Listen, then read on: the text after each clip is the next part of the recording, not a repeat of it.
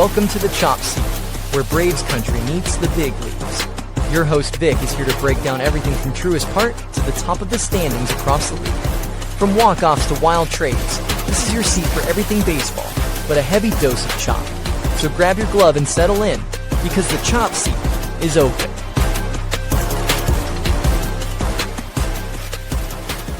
Welcome to the Chop Seat, your favorite place for Braves, baseball, and the rest of the league. I'm your host, Vic, and today is Friday, October 3rd. First round of playoff baseball was already wrapped up last night. Very, very exciting series that we had. We had 3 game threes. We're going to talk about that. Only one series was swept. You probably know who it was by now. So we're going to get into those shortly. But we also have some news when it comes to the Atlanta Braves.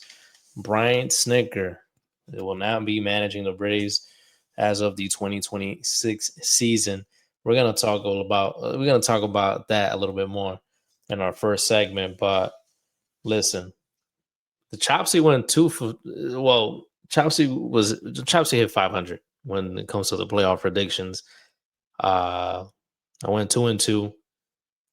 But the bad thing is my championship pick, the team that I picked to win the championship is gone. San Diego Padres, they're gone. They're in Cancun with the Mets, with the Braves. Red Sox, I'm sorry to give you guys the bad news. Red Sox are gone. For those that love the Red Sox, listen, man, I'm just disappointed with that Padres team, man. Padres team, I really thought was the team to beat. They got real close last year to beating the Dodgers. They were 1 game away from beating them. I'm convinced they would have ran away with that championship last year if they would have got through the Dodgers. They made some crazy moves this year. They've definitely bolstered that bullpen with Mason Miller. Mason Miller's filthy. He's absolutely filthy. But the offense just died for them, man. The offense died in this short series. Tatis was not very good. It was just the hitting, man. The hitting kills them. Every time they lose in the playoffs, it's because of the hitting. The hitting goes away. But their pitching, their bullpen, their defense has always been good as of late. And they're pretty good offensively, but it's just in the series, short series, you can't afford for your big bats to go quiet. Anyways, we're going to talk more about that series when we get into it. But before we do that, we're going to head into our first segment. It's time for Tomahawk Takes. It's time for Tomahawk Takes. Tomahawk Takes is brought to you by SeatGeek. Use code CHOP C20 if you're going to want to go catch one of those division series that will be starting tomorrow, Saturday, October 4th. Go to SeatGeek. Use code CHOP C20. You're going to save yourself $20 off your first purchase. Go catch a playoff baseball game. I'm telling you, every single pitch counts. You can feel the tension with every single pitch, with every single at bat, every single swing. It's you can't even describe it. There's no words to describe it. Use code CHOPC20 at SeatGeek.com for $20 off your first purchase. You're welcome. Thank me later, guys.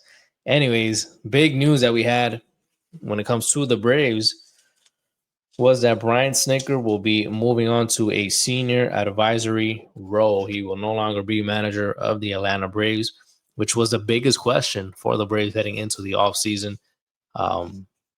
Was Brian Snitker going to do one more year? Was he going to retire? What was going to happen? We didn't know. We had no idea. We had seen some other teams making managerial moves already. For example, I mentioned last episode, Bob Melvin and the Giants, they parted ways. They fired him. The Twins fired Rocco Baldelli. The Rangers, they parted ways with Bruce Bochy as well. The New York Mets, they decided to keep Carlos Mendoza. He'll be back. Pirates, they removed that interim title from Don Kelly, so he'll be back being the official manager for the Pittsburgh Pirates for next year. But we were wondering, man, what's going on with Brian Snitker? We got our answer. I believe it was Wednesday afternoon. We got our answer when it came to the situation. Again, he will be having a senior advisor role going forward. Let me put this picture up here, man. This is Brian Snitker's numbers, man. If you're looking at the video version of this podcast. 49 seasons with the Braves organization. Yes, 49 seasons. Started out as a player, then became a coach, and he's been coaching ever since. I don't think he ever made it to the majors as a player, but I remember he came up as a third base coach under Bobby Cox for a little bit. Then when he was sent down, kind of got demoted. They had him managing the minors teams for a minute, and then he got that call up after Bobby Cox's retirement, and after the terrible time when we had Freddie Gonzalez. That was dark. Those were dark times when we had Freddie Gonzalez managing. But then Brian Snitker, he took over. But again, 811 wins, the third most in franchise history, 6 NL East titles, 7 postseason berths, World Series champion in 2021, 2018, National League Manager of the Year, finalist 4 other times for that very award. So listen, Brian Snitker, man, he accomplished many things. I truly, like I said in previous episodes, let me bring this graphic down. As I said in previous episodes, I was ready to do another year with Brian Snitker, just in case. I was willing to do another year, but then after that, I was willing to part ways. We needed a change, but they decided to do it now. I don't know if he was pushed out or if he really wanted to move on. I kind of got a sense that he was kind of pushed out when I saw the interview, like in the first half, but then in the second half, he kind of said that he was happy with it, that he was okay with it. That's what he wanted to do. So, I mean, you got to believe him for what he says.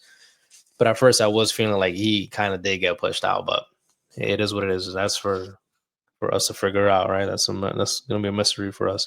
People that really know are the people that are really involved in that situation. But listen, for those people that were going crazy on Brian Snitker, you got to be careful. You got to be careful because it's not a guarantee that the next person that we get managing this ball club is going to have the same success. So you got to be careful. The grass isn't always greener on the other side. We've seen it with other teams when they get managers, and that's one of the things the Braves have been pretty consistent with. I mean, we've only had three managers in the last, 30 years? You look at other franchises, they've gone through at least 5, 6, 7 managers in that same time period. So that's something that's been, a stable for the Braves, always having consistent managers, which is pretty good. And it actually would have been just 2 managers in the last 30 years. Again, Freddie Gonzalez was in between the Bobby Cox and Brian Snitker regimes.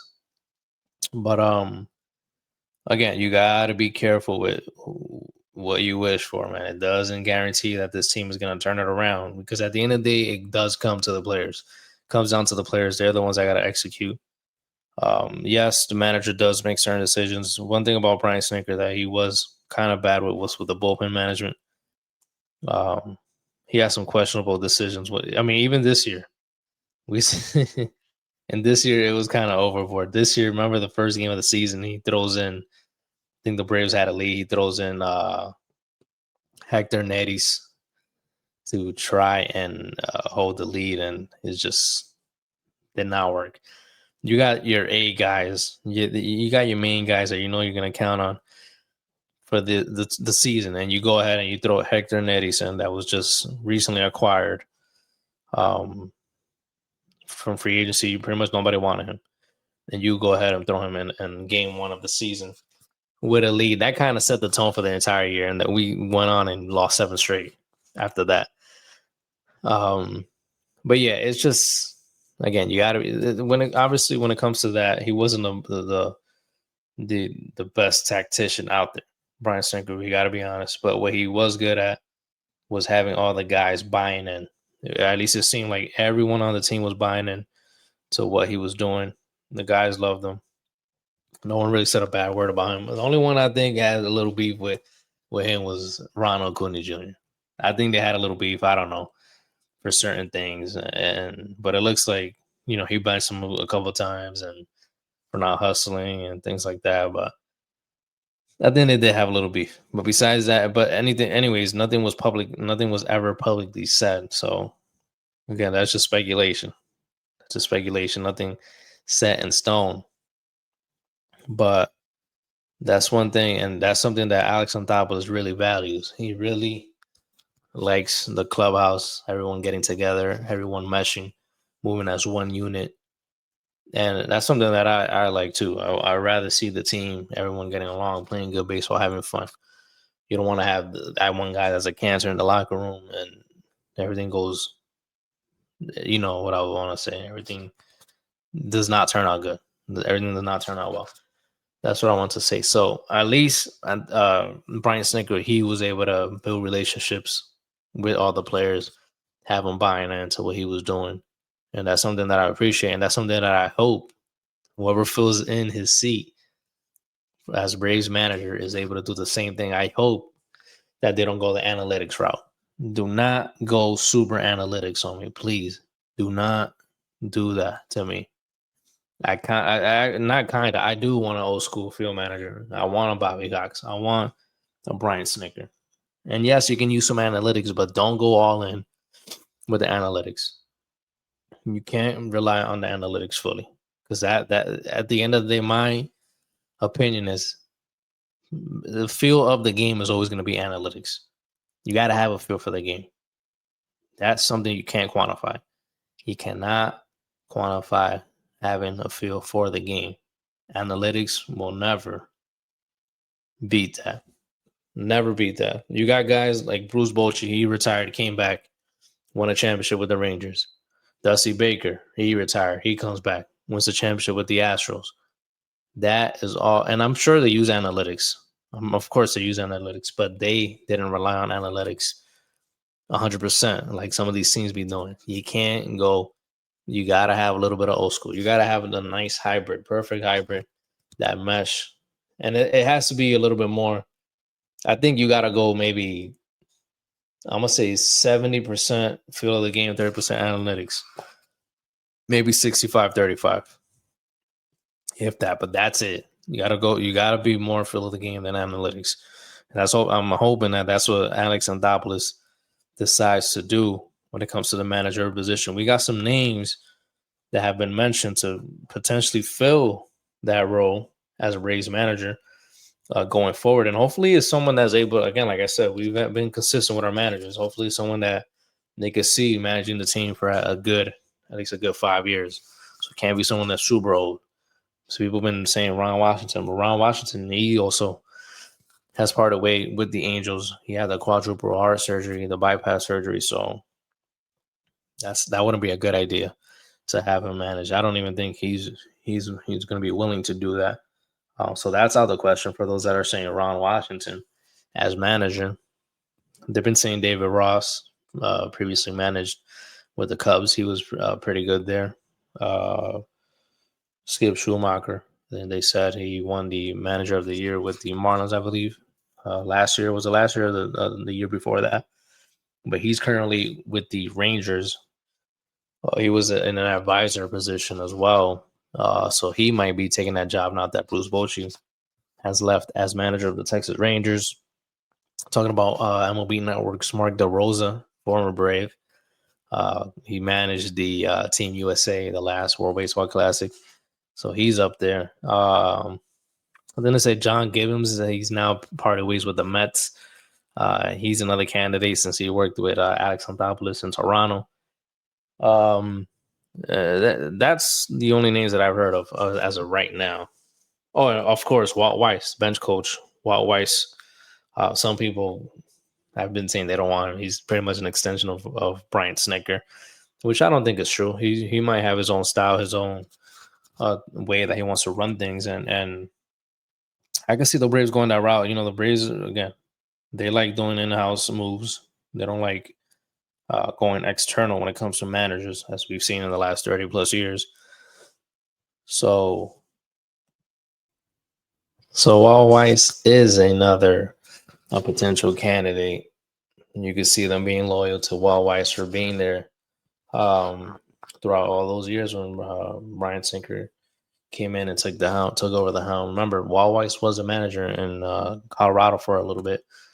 So he again, he's another potential candidate to run the team as manager for 2026 and the future. So if I had to pick my two favorites as of right now, it'll probably be Walt Weiss. He's familiar with the guys. The guys probably love him. Hopefully they love him. He's able to have those connections, those relationships. He's a serious dude, most likely. He could probably have a little fun as well. And I think he's going to be able to run the team well. And then probably my second candidate is probably David Ross. He did pretty good when he was with the Cubs. It was a short stint, but I do think that he'll be able to have a little bit of that old school feel and mix it in with the analytics that we see nowadays in the game. So I think he should be able to have a good balance between the two. So those are two guys that I think are in the lead, in my opinion, as of right now for the 2026 Braves manager position. But we'll see. We're going to have to wait and see what Alex Anthopoulos decides to do. I'm pretty sure he's going to be having tons of interviews for that position.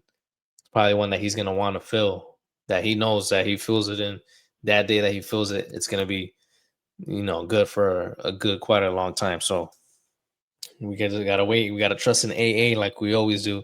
In AA, we trust. That's the slogan for Braves country. We do trust AA. We're going to see what he ends up doing when it comes to the manager position. But again, congrats to Brian Snitker. Listen, they gave him the dude a truck.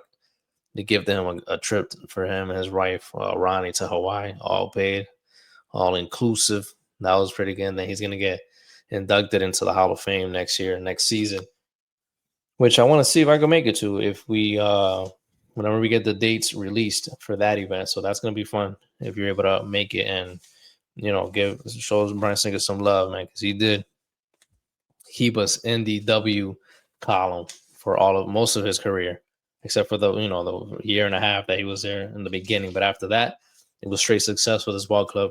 Ball club came, it got good quicker than we expected. And then we ended up winning it all in 2021. So you got to give the guy credit. Again, you got to be careful of those that were wishing to get rid of him, because you don't know who you're going to get next, and you don't know if there's going to be a transition period where the team is not going to be as good in the beginning. So we got to wait and see what happens. But anyways, that's all I got for Tomahawk Takes, talking about Brian Snitker and the manager position. Now let's head into our next segment. It's time for the MLB.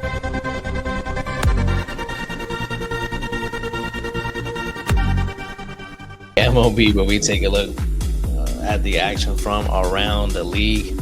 And that was the first round of the playoffs, the wild card series. We're going to take a look at the first series, the Detroit Tigers at the Cleveland Guardians. Remember, the Guardians came back after being 15 and a half games back in the AL Central. Biggest choke job ever by the Detroit Tigers, but they actually get the last laugh. This is how it went down. Game one, the Tigers win this one 2-1. Stunning, winning, stealing game one on the road. Tarek Skewball, though, of course, did. He was on the mound. 7 2/3, 3 hits, 1 run allowed, 3 walks, 14 strikeouts for the, we could call it now, for the Cy Young winner. He was going up against Gavin Williams.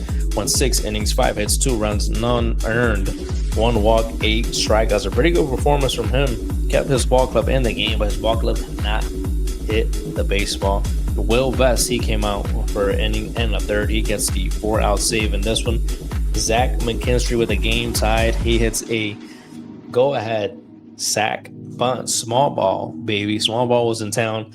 That gives the Tigers a 2-1 lead. Bottom of the ninth, Jose Ramirez gets a single, reaches to third on an error, but they're not able to score. Jose Ramirez, he gets caught in a little bit of a pickle with a comebacker with 1 out. Comebacker hit back to the pitcher to Will Vest. Will Vest gets it. Jose Ramirez is caught in a little pickle. That is how the game pretty much ends. The rally is killed by the Detroit Tigers and Will Vest. Game number 2, though, Cleveland, they come back and win that game, facing elimination. A 6-1 victory for the Cleveland Guardians. Casey Mize was on the mound for the Detroit Tigers. He goes 3 innings, 1 hit, 1 run. That was earned, 2 walks, 1 strikeout, going up against Tanner Bybee. 4 2/3 for him, 5 hits, 1 run. That was earned, 3 walks, 6 strikeouts. George Valera, he hit a home run in this one.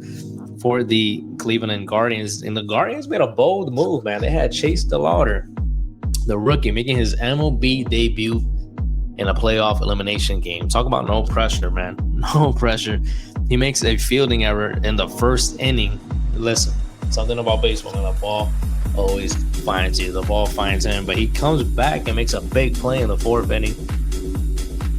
Zach McKinstry going from first to third. He's gunned out at third base before the base runner reaches home plate. That would have gave the Tigers a 2-1 lead, but the game actually remains tied 1-1 thanks to Chase DeLauder's defensive play. Then in the bottom of the eighth, Brian Rocchio, he hits a go-ahead homer. That makes it 2-1. Daniel Schneemann, and he then doubles. Bo Naylor hits a homer. That gives him a 6-1 lead. That was the ball game. The Tigers in this one, 1 for 15 with runners in scoring position, 15 runners stranded in this ball game. Listen, if you do that, you're most likely going to lose the game. And listen, game 3, this is how that went down. 6-3 victory for the Tigers. The Tigers, they advance to the American League Division Series. They'll be heading to Seattle to face the Seattle Mariners. Jack Flaherty, he goes 4 2/3, 3 hits, 1 run. That was earned, 2 walks, 4 Ks. Slade Ciccone was on the mound for the Cleveland Guardians. He goes 2 1/3, 2 hits, 1 run. That was earned, 1 walk, and 3 Ks. The Guardians use a total of 8 pitchers in this one, all hands on deck, but it's not enough. The Tigers, they ended up stranding 5 runners through the first 4 innings. 1-1 in the top of the 6th. Dylan Dingler, he hits a dingler over the fence. Go ahead homer. That's 2-1 lead for the Detroit Tigers. Top of the 7th, bases loaded, 1 out. Wencel Perez, he has a 2-run single. That makes it 4-1 Detroit. 6-1 by the end of that inning. Cleveland, and they're able to score 2 in the bottom of the 8th. 6-3. Jose Ramirez, another base running debacle. He gets caught advancing the second on a wild throw. That ends the inning. It would have kept the inning going, but that ends the inning. That was it. That killed the rally for the Cleveland Guardians. A few base running mistakes here by J. Ram in this series, which is we're not used to seeing from him, but that's the way the Detroit Tigers win this series. And listen, again, it was a bad choke job that they pulled at the end of the season, but it's not as bad when you go back and look at it. You ended up beating the Cleveland Guardians that won the division in 3 games. So you pretty much get the last laugh. So it's not that bad if you look at it. It really isn't that bad.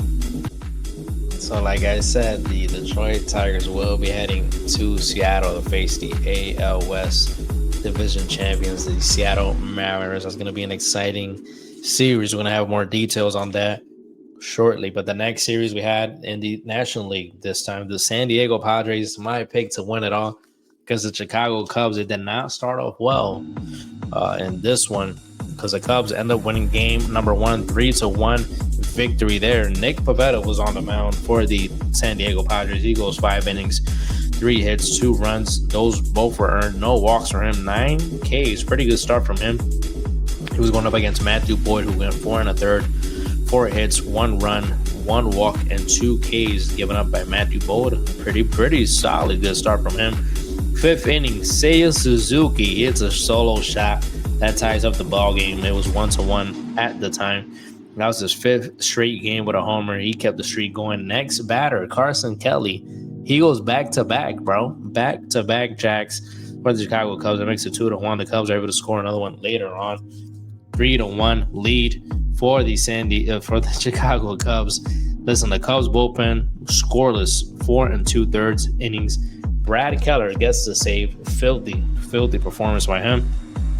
Next game, though, the Padres, they come back to avoid elimination. 3-0 win against the Chicago Cubs. Dylan Cease goes 3 2/3, 3 hits, no runs, 1 walk, and 5 Ks. Andrew Kittredge comes out as the opener. 1 inning, 2 hits, 1 run, no walks, 1 K. Shota Imanaga was piggybacking him. He goes 4 innings, 3 hits, 2 runs. Both of those earned 2 walks and 3 Ks. Jackson Merrill, he starts the scoring for the Padres with a sac fly that makes it 1-0. Manny Machado with a big 2-run homer in this one that makes it 3-0 San Diego. Mason Miller, he comes in 104.5 miles per hour on the radar gun.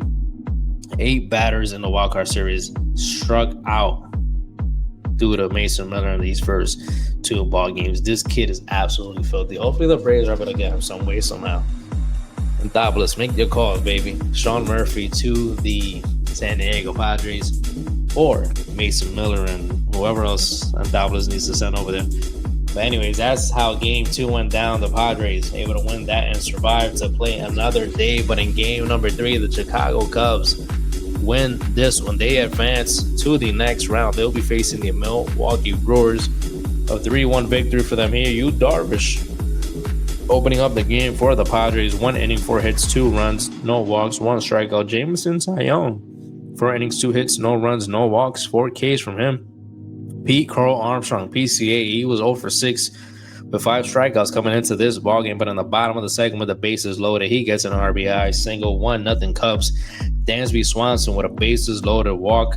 2-0 Cubs. Michael Busch in the bottom of the 7th, he hits a solo jack. That makes it 3-0 Chicago Cubs. Top of the 9th, Jackson Merrill, he hits a solo shot to get the action started. That makes it 3-1 in the top of the 9th. And here is where the drama starts. We had a bad call by the home plate umpire, man. 3-2 pitch to Xander Bogaerts, real low, ball super low, almost hitting the dirt. He calls that a strike 3. Xander Bogaerts is out. Terrible call, because that changes the entire ball game. Because after that, the next two batters got on base, if I'm not mistaken. So that would have been bases loaded with no outs. That changes the game big time, bro. Big time. After the game, you could see the Padres dugout was going after the umpires, bro. They were going after the umpires, and I don't blame them, bro. That's a blatant call. You can't make that call. Can't make that call in the top of the 9th with your season on the line. You can't. And yes, the players got to hit. I get it, but you can't hit that, bro. That's almost on the ground. You're trying to get on base, get the tying run, come up to the plate. That's what Xander Bogaerts was trying to do. You're gonna call him out on that, bro. You gotta get these calls right. Thankfully, the ABS system is coming around next year, because we cannot have games come down to that. Can't not have that. But anyways. Again, the Cubs hold on to the win, 3-1 victory for them here. That's the way the series goes. So my Padres are out of it. They'll be heading to Cancun to join everyone else down there. They'll be joining the Cleveland Guardians down there. They probably got the same flight.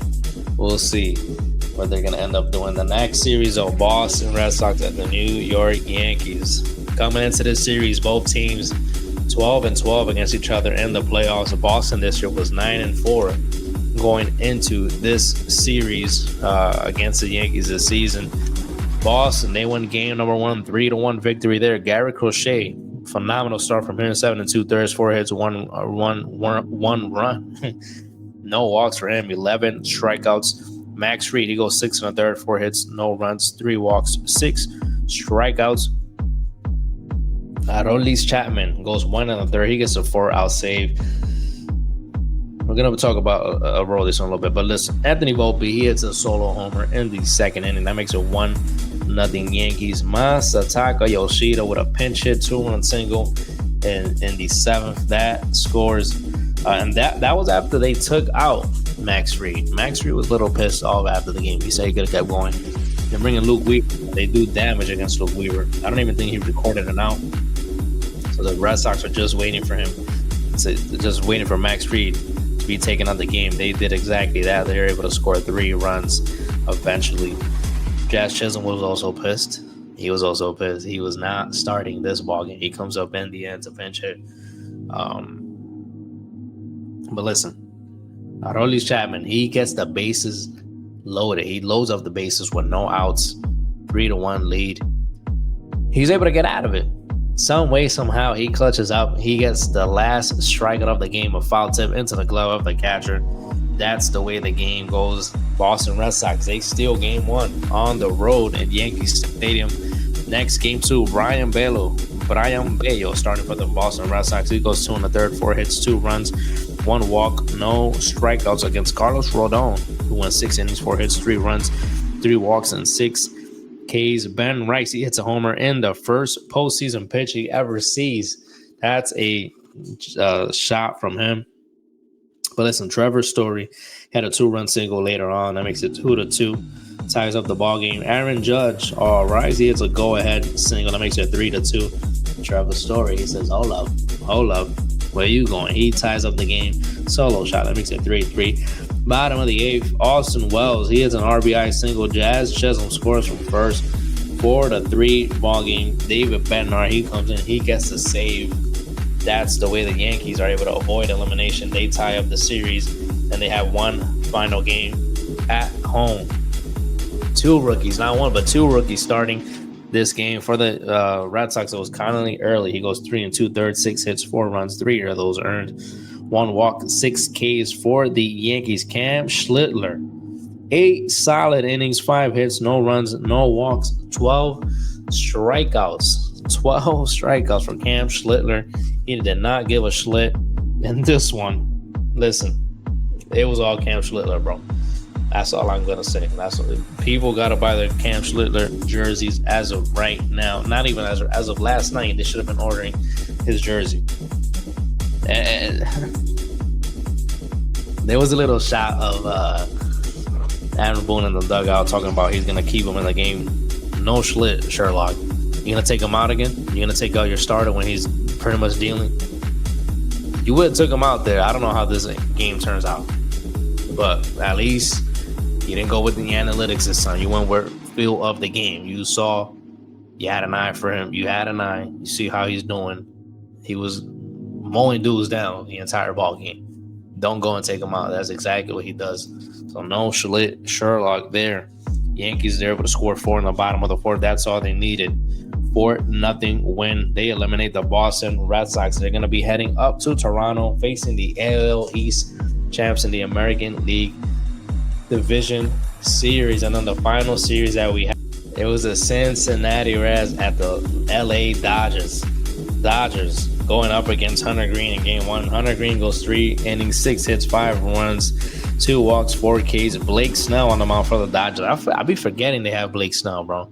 That's how crazy it is. He goes 7 innings, 4 hits, 2 runs, both of those earned, 1 walk, 9 Ks. It was Shohei Ohtani. He got the show started. Leadoff homer in the bottom of the 1st. He had a second one later on in the ball game. Tommy Edman to Oscar Hernandez. They go back to back. So Oscar also has 2 homers in this game.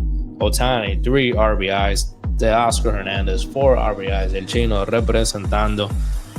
Listen, it was a 10-5 victory for the Dodgers. It was all Dodgers, bro. All Dodgers. This entire series, all Dodgers.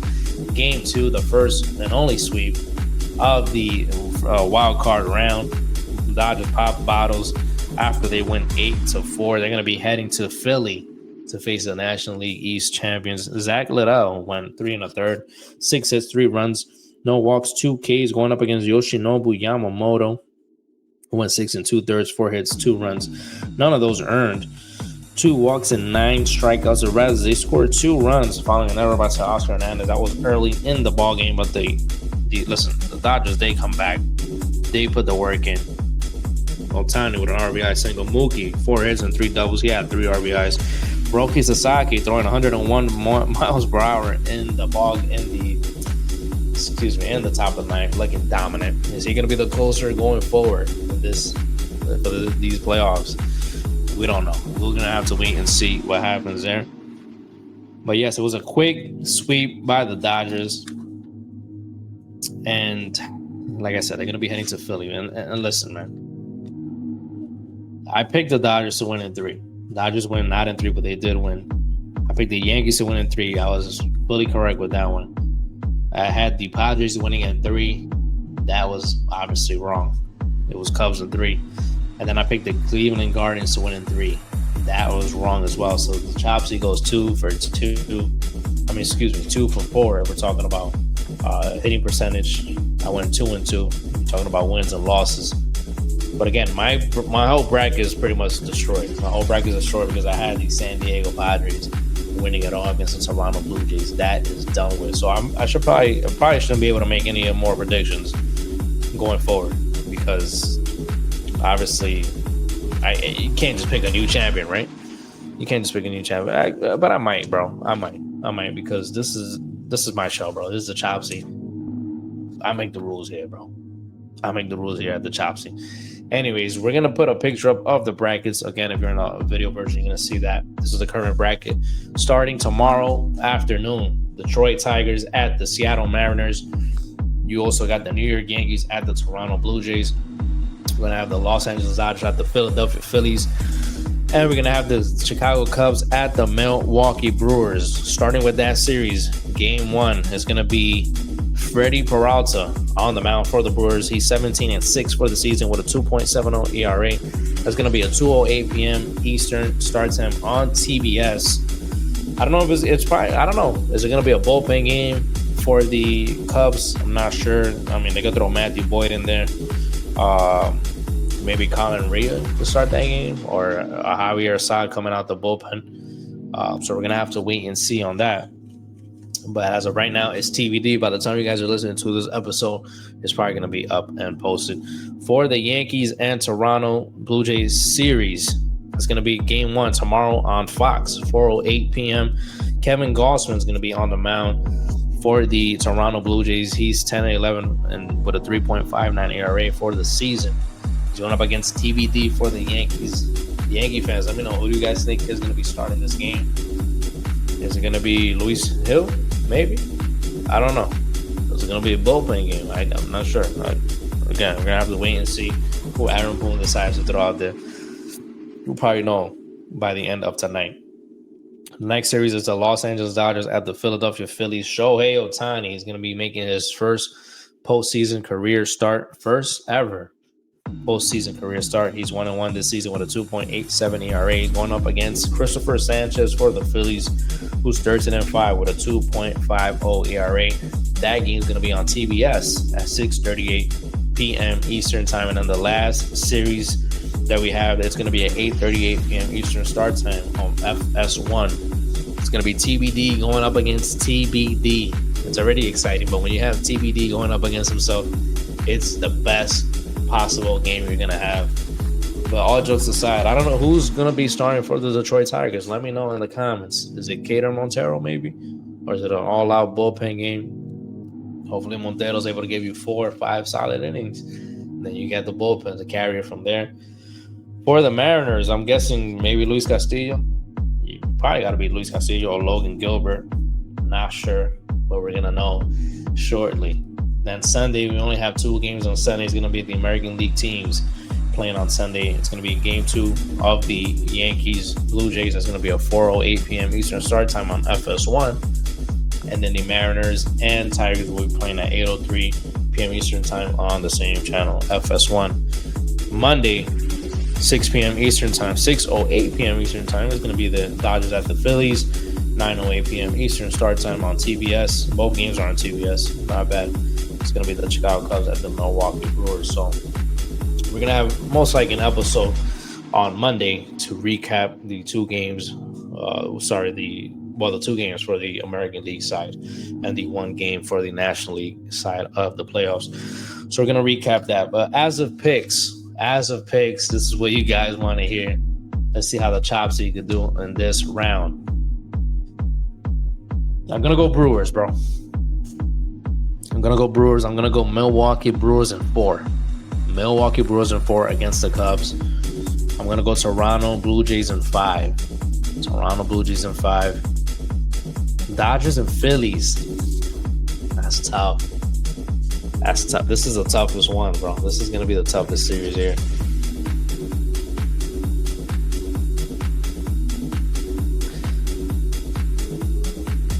I got to go Dodgers. I'm going to go Dodgers in 5. And then Detroit at Seattle. I'm going to go Seattle Mariners in 4. Those are my picks. I probably don't even remember what I picked. But those are my picks, guys. Those are my picks. Milwaukee Brewers in 4. Toronto Blue Jays in 5. Dodgers in 5. And Seattle Mariners in 4. Those are my picks for this division series round. Let me know in the comments, who do you guys think is winning each respective series, and let me know who you think who do you got going forward for the rest of the playoffs. So again, let me repeat this again. This is what I have in this division series round. I got the Milwaukee Brewers in 4, Toronto Blue Jays in 5. I'm gonna go with the Dodgers in 5, and then the Mariners in 4. So let me know in the comments, who do you have winning each respective series, and who do you have going all the way? Maybe who do you have going all the way? Do you already know who you got going all the way? You haven't thought about it? Let me know in the comments, who do you think is gonna win this series, this round, and the rest of the playoffs. So listen, that is all we have for the Chop Seat. Thank you guys for tuning in. It's going to be another exciting weekend of baseball. The only thing I don't like is how they got days off between, but I get what they're doing. They want to have baseball on every single day, so they're spreading it out a little bit, which is kind of annoying. But because if you don't have a travel day, you shouldn't be off. There's no travel day, you should be playing. But again, they're trying to spread the games around, so make sure that the games are on primetime television. So I get it, MLB. I can't really blame you. But listen, that's all I have for the Chop Seat. Thank you guys. I apologize. Something's wrong with my like throat, bro. Like I don't know what's going on. I feel like I can't even breathe. So that's why this episode sounds funny. But anyways, it's all about the content, man. It's all about the content. So thank you guys for tuning in. Appreciate you guys always tuning into the Chop Seat. And listen, just keep an eye on those games. Keep an eye on those games. We're going to talk on Monday to recap the games that will be going on over the weekend. So stay safe, guys.